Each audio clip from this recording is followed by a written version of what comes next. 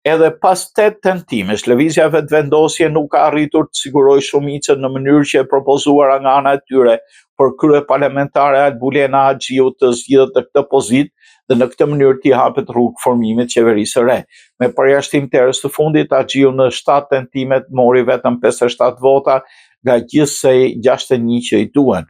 I ndodhur përpara kësaj situate, kryetari i lëvizjes vetëvendosje Kurti ftoi në një takim liderët e 2 partive më të mëdha parlamentare, membri Kresniqin e Partisë Demokratike dhe Lumir Abixhikun e Lidhjes Demokratike. Deri tani LDK ka refuzuar menjëherë ftesën e Kurtit, ndërsa PDK-ja ende nuk ka shfaqur një qëndrim për sa i përket ftesës.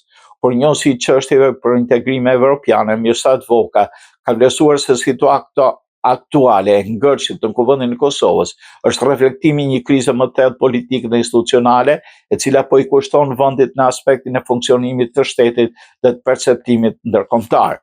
Megjithatë, ne kërkojmë të identifikojmë se kush mban më shumë përgjegjësi për zhbllokimin e situatës, ajo bie mbi supet e partisë që ka marrë mandatin për të qeverisur. Vetëvendosja duhet të jetë e para që të tregojë pjekuri dhe gatishmëri për fleksibilitet, qoftë përmes riformulimit të propozimit të saj, qoftë përmes përpjekjes për ndërtimin e një konsensusi të ri që nxjerr Kuvendin nga bllokada. Këmbgulja për zonjën Haxhiu ndosë në justifikuar përmes meritës, përfaqësimit gjinor dhe besnikërisë politike, po asnjë mur të pakapërcyeshëm dhe po e zgjat një krizë që po e dëmton Kosovën brenda dhe jashtë.